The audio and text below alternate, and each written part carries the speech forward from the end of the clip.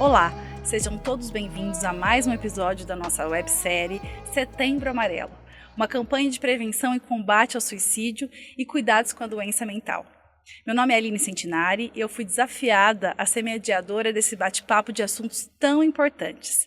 Lembrando que esse projeto ele foi idealizado pela Radiodifusora 1010 de Lençóis Paulista e a Clínica de Psiquiatria Libertar e realizado pela Ascana e seus parceiros. Nesse episódio, nós vamos discutir um tema extremamente relevante e está no centro das reflexões contemporâneas sobre saúde mental: os tabus e os conflitos das gerações de encarar as doenças psicológicas. Sempre existiu e sempre haverá tema que as pessoas evitam de falar, em que se cria uma barreira invisível sobre esse tema e impede conversas de certos assuntos. E nunca foi diferente e não vai ser. Isso vai evoluindo de acordo com a própria sociedade. Antigamente não se falava em câncer, não se podia mencionar essa palavra em conversas. Não se falava em AIDS, tampouco sobre a morte. Ainda é um pouco uma questão delicada e não é diferente com a questão do suicídio, né? Hoje ele ainda é um tabu social e as pessoas têm dificuldades em falar de forma aberta sobre o tema. E aí o que leva à importância do Setembro Amarelo, desse mês dedicado a discussões nesse sentido, né? E para nos ajudar a entender um pouco sobre esse assunto, eu tenho aqui duas convidadas super especiais, que é a professora doutora Clarice Aparecida Alencar Garcia. Ela é professora de formação, educadora há mais de 30 anos, mestre e doutora em educação escolar. Ela foi diretora de escola por 20 anos na cidade de Lençóis Paulista e atualmente é professora universitária, escritora, palestrante e membro da Academia de Letras de Lençóis Paulista. Junto conosco também a doutora Lívia Crepaldi Pavanato, que nos últimos 12 anos ela dedicou o seu esforço e seu trabalho como conselheira tutelar no município de Pederneiras, lidou diretamente, né, com as questões emocionais de crianças e adolescentes e hoje atua na área de direito de família como advogada. Sejam bem-vindas, meninas, e obrigada pela presença de vocês. E para começar a nossa conversa, eu trago aqui uma reflexão de um escritor americano que ele diz assim, ele se chama Alvin Toffler: os analfabetos do século XXI não serão aqueles que não sabem ler ou escrever, mas aqueles que não conseguem aprender e desaprender e reaprender.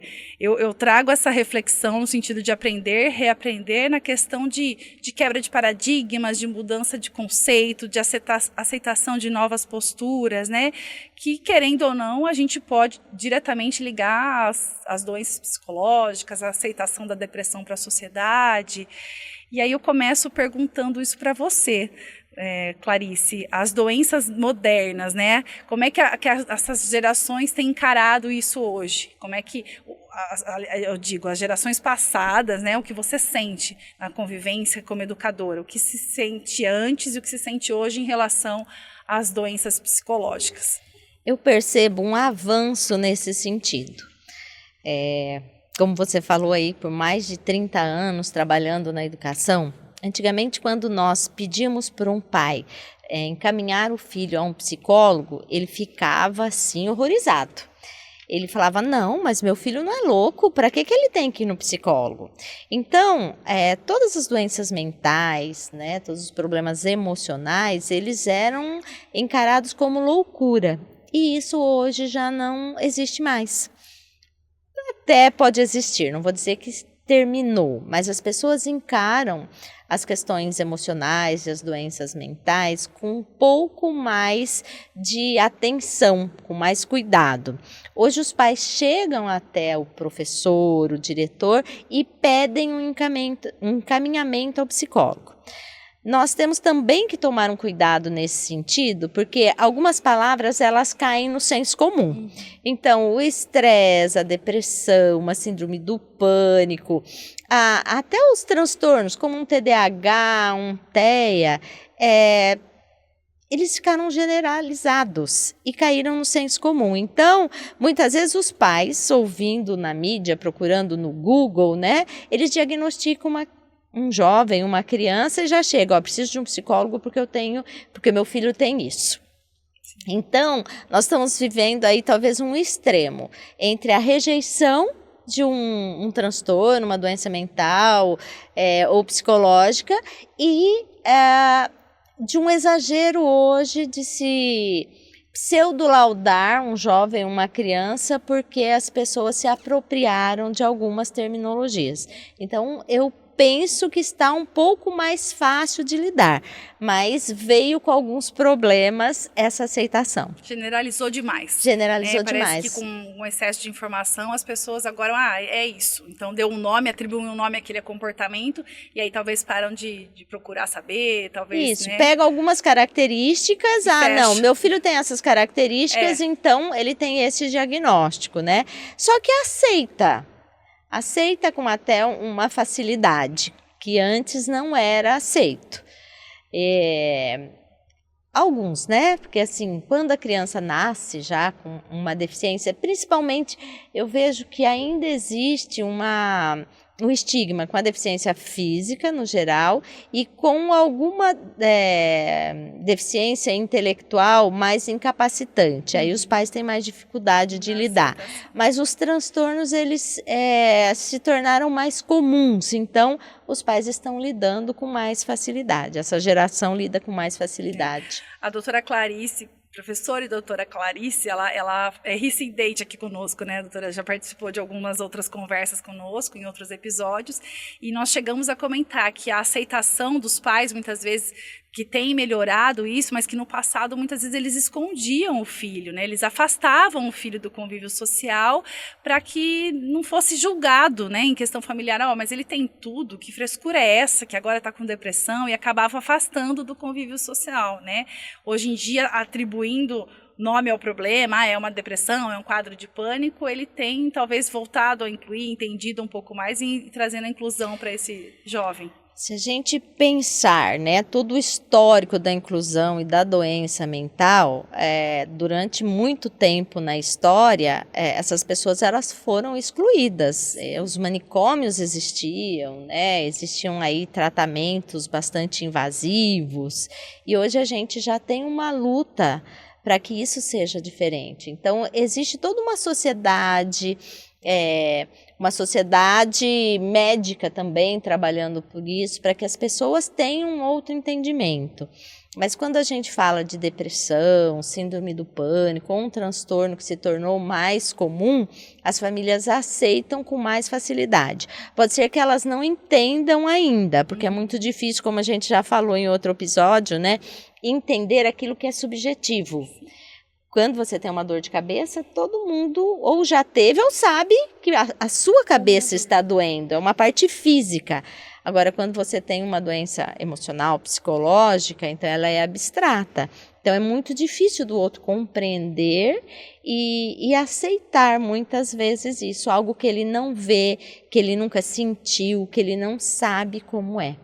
Exatamente. Lívia, a gente fala muito em que os pais precisam aceitar que não é frescura, os mais velhos têm que aceitar que não é frescura, mas a gente sabe também que o jovem precisa entender que a situação dele, que ele existe uma dor real, que aquilo lá, né, tem sentido, e também que isso pode acontecer para os mais velhos. É uma questão de contramão, né? O jovem entende do novo, o novo precisa entender que o mais velho também pode passar por isso. Você passou grande parte da sua início de carreira, digamos assim, como conselheira tutelar, e eu queria que você nos contasse um pouco como é que a questão das doenças emocionais aconteciam no dia a dia, né? Tanto da aceitação por parte deles, como que vocês enxergavam, como era abordado isso entre as famílias? Bom, durante todos esses anos a gente conseguiu ver muitos casos. Os jovens, as crianças, adolescentes enfrentando esse tipo de situação e os pais também enfrentando esse tipo de situação, né? E a criança tendo que lidar com aquilo. Quando acontece essa hora dos pais ter esses transtornos mentais, essas doenças mentais, é um pouco mais difícil para a família, para as crianças, para o adolescente entender aquilo, porque ele ainda é imaturo, ele precisa se ajudar. E ele está ali lidando com o pai ou com a mãe.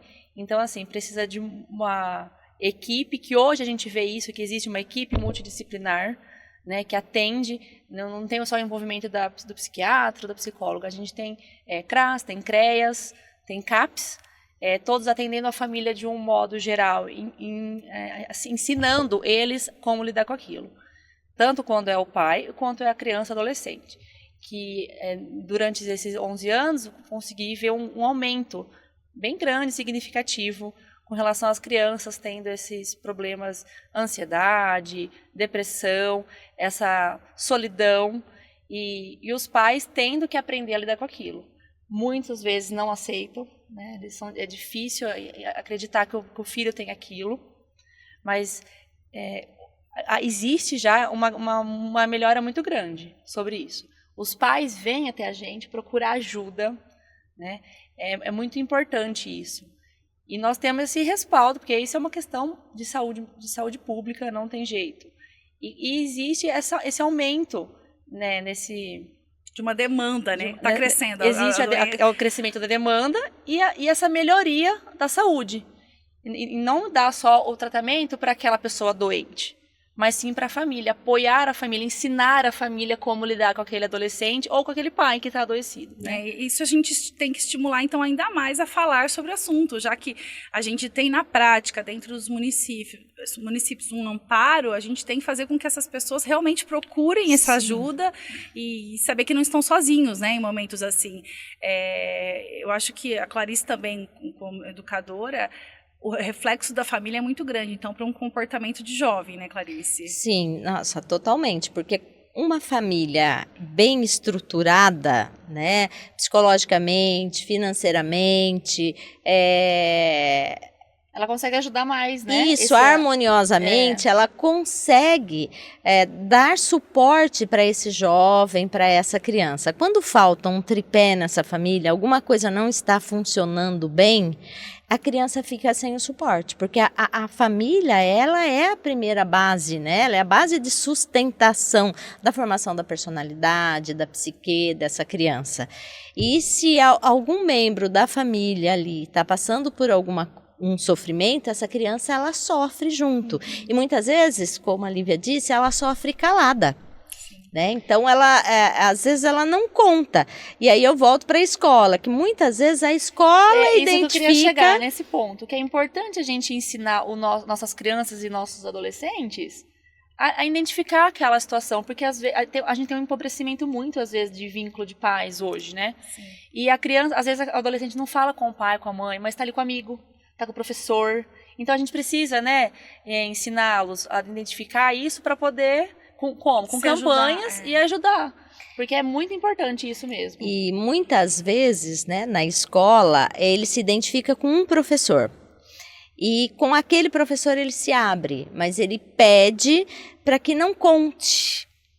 E aí a gente fica com uma situação bastante complicada, por conta de que nós temos que ajudar aquela criança, aquele adolescente, mas, por outro lado, nós não queremos trair a confiança que ele teve em se abrir para a gente. Então, tem que agir com muita cautela, cheio de dedos, né, para não quebrar a confiança, porque no momento que você quebra a confiança daquele jovem ou daquela criança, você que era o único vínculo para ela se abrir, você era o canal de escuta, ela vai perder aquele canal de escuta.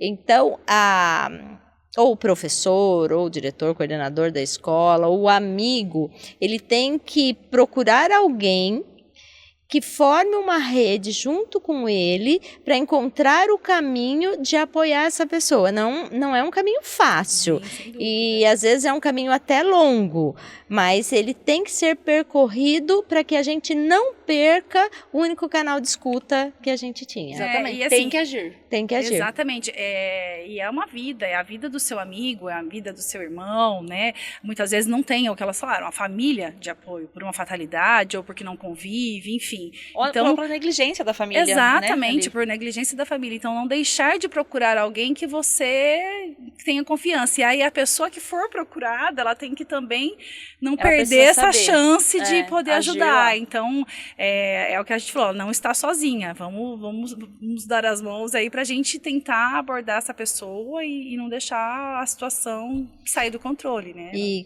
quando a gente fala de crianças e adolescentes, jovens, né? E a gente está com a Lívia, que trabalhou muitos anos no Conselho Tutelar, Então, nós trabalhamos com uma carência muito grande, né? E às vezes a gente quer velar isso, a gente não quer abrir, mas existe negligência, existe abandono, não é porque é família, não é porque é mãe que é perfeito. E muitas vezes a gente quer assim, romantizar isso. Toda família vai cuidar, toda mãe vai cuidar. E não é assim. E não é culpabilizar nem a família nem a mãe. Muitas vezes a família não tem a estrutura. E a mãe está sendo aquilo que ela aprendeu a ser ou que é o melhor que ela pode ser. Que ela pode ser. A mãe também estava precisando de um amparo, né? Por isso é muito importante esse trabalho dessa equipe multidisciplinar. Porque não é só a pessoa adoecida. Ela tem que ensinar como a família vai lidar com ela.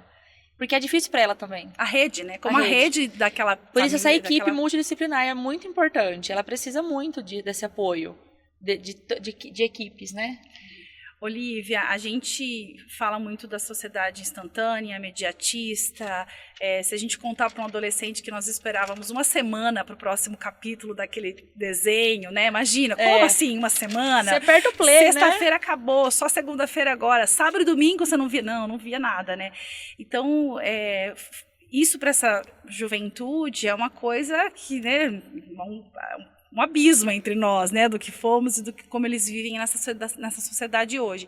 E isso acaba gerando uma questão do imediato, essa ansiedade, essa ânsia pelo querer, que eu acredito que ela pode ser prejudicada e agravada, digamos assim, pelas redes sociais, né? Como que isso tem interferido na condição mental desses jovens, que você viu. Vamos contar, 10 anos atrás para agora, muito mudou para a tecnologia para eles. E eles pegaram essa transição, né? Na verdade, eles são a geração, acho que inteiramente, assim, digitalizados. Os nativos, né? Que nós chamamos de nativos nós digitais. Nós acho que pegamos a transição, eles nasceram lá, né?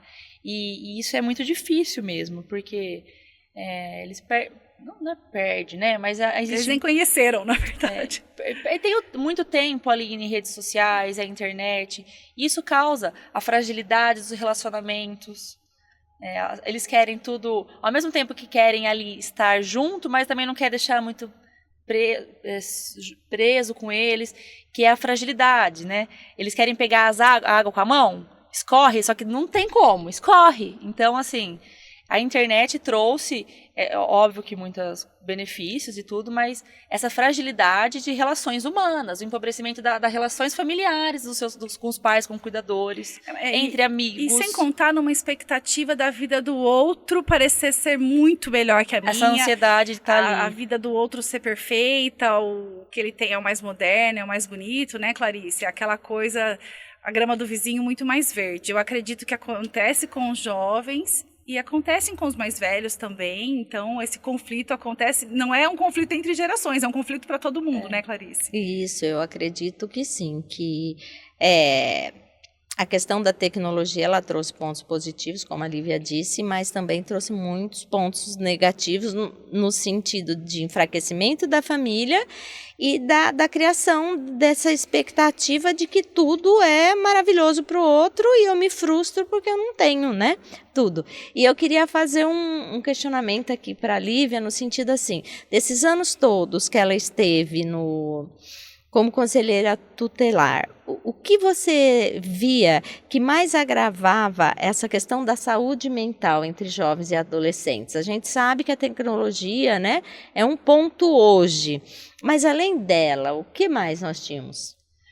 Olha, a gente vê muito a estrutura familiar que não é sólida hoje, e isso causa muito problema com os filhos, com os jovens, criança mais ainda assim, porque eles não têm a segurança familiar mesmo e levam isso para a escola. E lá, o que acontece entre adolescentes também, que é uma coisa que houve bastante repercussão desses problemas, o bullying.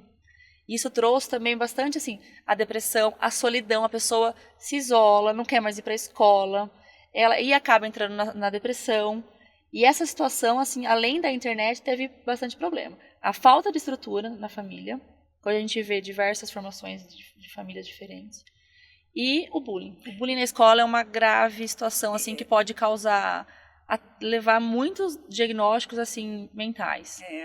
São uns problemas mais modernos, fora os nossos antigos, né? Problemas com drogas, problemas com bebidas dentro de casa. Eu acredito que eles muitas vezes, já se deparam com essas situações que acabam agravando, né, Clarice?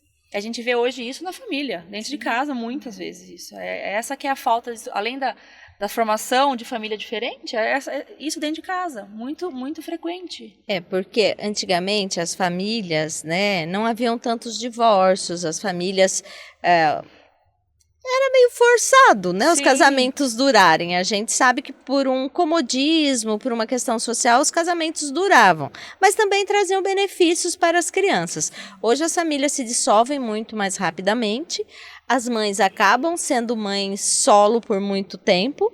Elas absorvem todas as tarefas da casa, né? O que o pai teria que fazer como provedor, é ela que faz, a cuidadora, que seria a função dela, mais provedora, e ela tem que dar conta de tudo. E a criança observa essa sobrecarga da mãe, que não é uma sobrecarga como algumas mulheres têm de excessos de trabalho, mas tem um apoio de alguém que vai estar ali, né?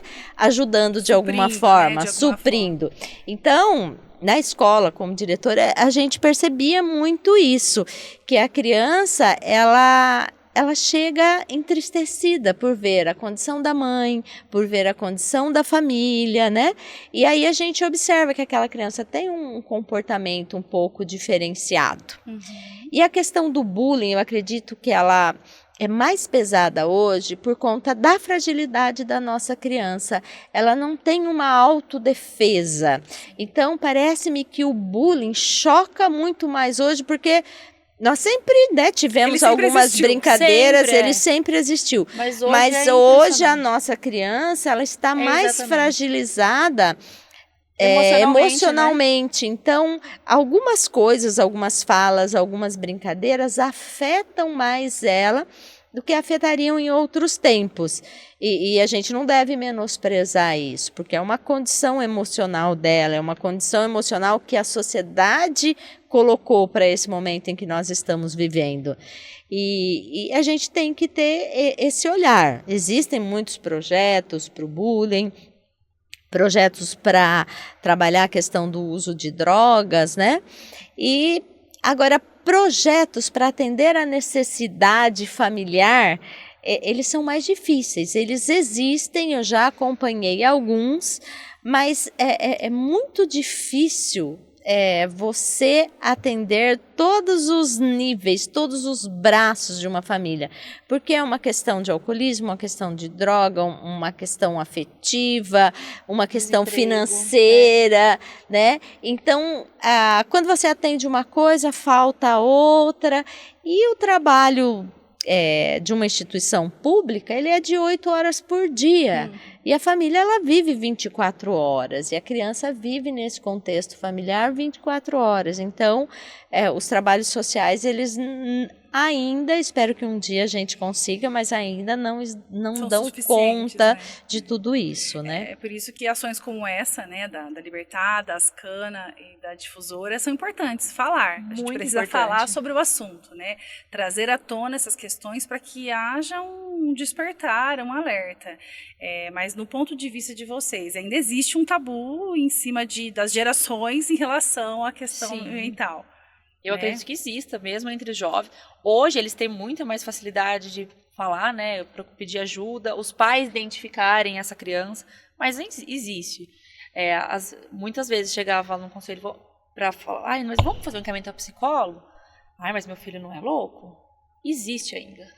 Assim, por isso a importância mesmo dessas campanhas de ensinar, do outro jovem, do amigo identificado, dos pais, dos avós, porque existe o tabu ainda assim. E para a gente dar ferramentas, Clarice, para a sociedade, para quem está nos ouvindo, eventualmente nós assistindo, existe comportamentos que a gente pode ter um alerta, tanto do mais jovem, que a gente vê na literatura, né? Nós não que nós somos especialistas no assunto, mas que estamos estudando para que a gente possa trazer conteúdo para vocês. Existem comportamentos que a gente pode chamar a atenção, ser um alerta? Sim, sim.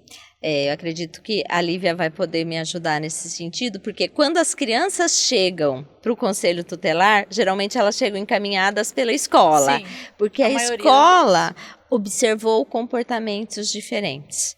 Ou essa criança está muito agressiva, ou ela está calada demais, sentou no fim da sala e não reage, não brinca com as outras crianças, ou ela se esconde embaixo de uma roupa, o adolescente principalmente, né? E quando é se esconder embaixo de uma blusa muito grande, uma blusa de capuz, ele está escondendo algo que ele não gosta no corpo, ou ele está escondendo uma dor que ele transferiu para o físico em forma de mutilação. A questão da agressividade, quando ele se torna muito agressivo, a gente vê assim que é uma forma dele chamar a atenção para algo de errado que está acontecendo com ele. Então tem como observar.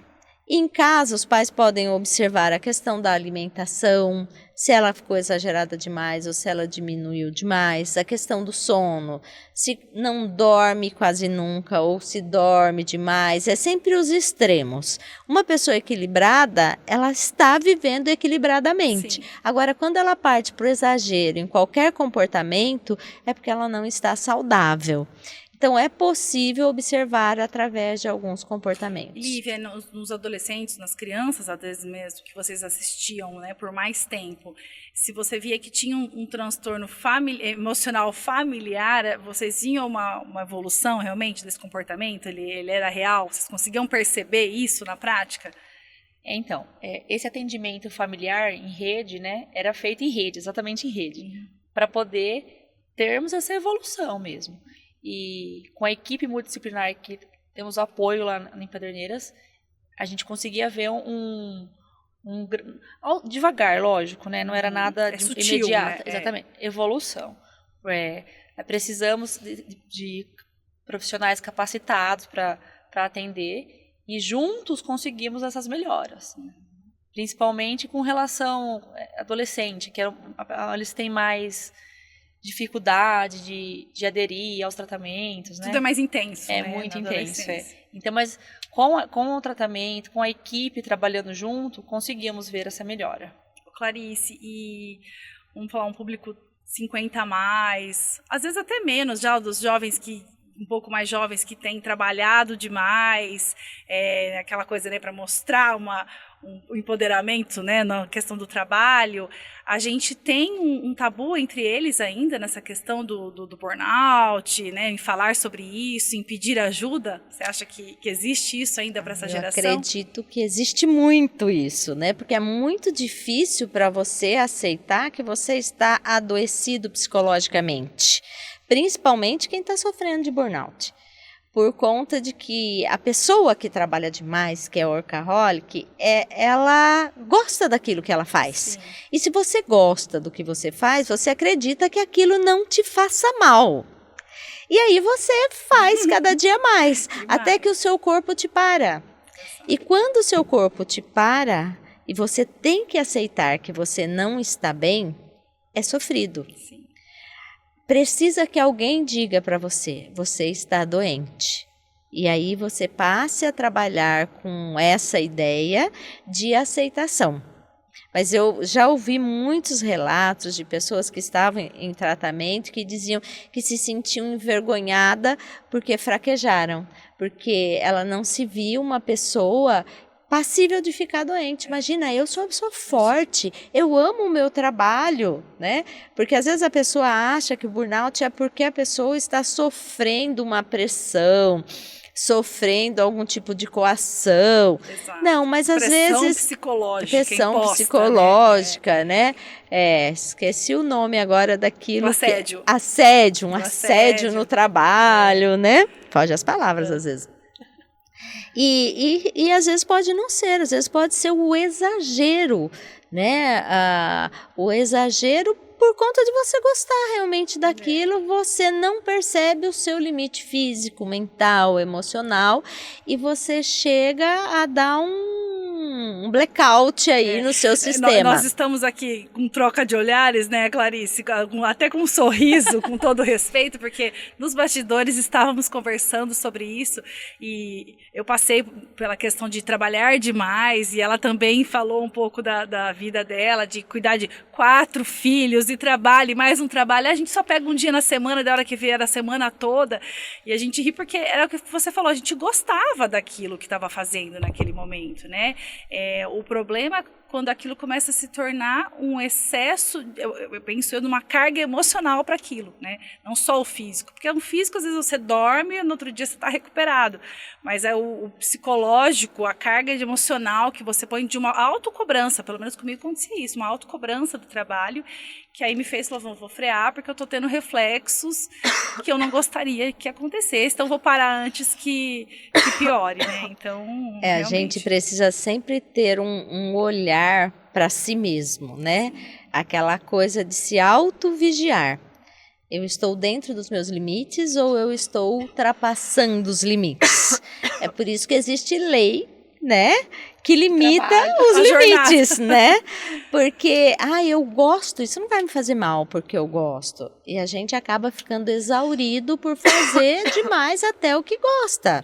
É a mesma coisa de um corredor, né? Você vê que no final de uma corrida tem pessoas que chegam sem nenhum limite físico mais porque passaram totalmente daquilo que podiam. Então, a gente tem que tomar cuidado com isso também. Com os excessos, na verdade, com os excessos. Né? O excesso da bebida, o excesso do trabalho, o excesso dos jogos para os mais jovens que talvez estejam nos ouvindo. Nenhum excesso é saudável, né? Então, a gente tem que equilibrar os mais novos, dar ouvido assim à experiência dos mais velhos, de que aquilo está saindo um pouco do controle, né? É hora de quebrar o tabu também, de que ele é mais velho, não sabe nada do que está falando, não entende disso. Muito pelo contrário, ele carrega uma bagagem muito importante, né, a ser ouvida por nós, né? Então... nós já fomos jovens também, né? Ignoramos muitas vezes os conselhos dos mais velhos, porque o que a pessoa que já viveu mais ela quer? Ela quer amenizar os conflitos, diminuir os obstáculos, te poupar de sofrimento. E a gente não aceita, porque a gente é ousado. Você acha que você vai consertar o mundo, que você vai desbravar novos horizontes, e você só quer ir. Então, algumas coisas eu acredito que vão continuar como sempre foi, né? O jovem querendo mudar o mundo e o idoso querendo facilitar essa trajetória de uma determinada maneira. Mas o que a gente precisa é levar informação para a sociedade no geral. É isso que nós estamos fazendo aqui hoje, eu acho muito importante, né? Levar essa informação para o pai, que o pai precisa ter esse olhar, levar essa informação para a escola, que ela tem que ser uma escola que ouve, que olha, aguçar os sentidos para observar às vezes, porque às vezes a gente queixa do menino que está fazendo muita bagunça, mas ele está extravasando, às vezes ele está extravasando, e o que está muito quietinho é que às vezes está pedindo ajuda ali no seu silêncio. Então, educadores ficarem de olho, né? A família no geral ficar de olho, as redes de apoio ser empáticas. Os próprios amigos, sabe? A gente precisa ensiná-los a identificar aquilo, que às vezes se abre mais com a amiga do que com o próprio pai, né? Precisamos dessas informações ser trazidas à tona mesmo. Porque quando a gente fala no conselheiro tutelar, geralmente a gente pensa em famílias de vulnerabilidade social. Sim. Né? Então, mas nós temos problemas em famílias com vulnerabilidade social, mas nós temos problemas também em famílias que estão com as questões, né, sociais mais resolvidas. Mas eu acredito que as de vulnerabilidade social são as que precisam mais de ajuda do nosso olhar, né? Que as instituições promovam mais projetos, que as redes de apoio públicas também têm um olhar mais empático para essas famílias. A sociedade toda porque o resultado do que acontece dentro de todas as famílias, dos cidadãos de uma cidade, de uma nação, é o que compõe o nosso futuro. Então, nós precisamos todos nos unir para dar um alicerce para todas as famílias, independente de classe social, e para que a gente tenha um futuro um pouco melhor do que o que a gente tem aí hoje. Exatamente. Para quebrar o tabu, a gente precisa que os mais jovens, digamos assim, não tenham medo de falar, mas isso também se estende aos mais velhos, que às vezes também sentem com algumas questões emocionais, que precisam falar sobre o assunto. Mas uma vez que o mais jovem chega para conversar, o mais velho precisa estar aberto a esse sentimento e que ele é real e não menosprezar e não julgar, né? Então, é um trabalho de formiguinha em que a sociedade precisa mudar de comportamento realmente. Eu agradeço muito a conversa com vocês, meninas. Foi uma delícia esse bate-papo. Agradeço a presença e disponibilidade de vocês, e da Clarice mais uma vez aqui conosco. Muito obrigada. E lembrar que o Setembro Amarelo é uma oportunidade para a gente quebrar o silêncio em torno da saúde mental e dos seus tabus, que ainda cerca o tema, né? Estimular o diálogo entre a família, entre as gerações, para que todos, independentemente da idade, se sintam acolhidos e compreendidos. Obrigada mais uma vez à difusora, a Libertar e também à Ascana pela iniciativa e realização desse projeto. Espero que vocês tenham gostado e até mais.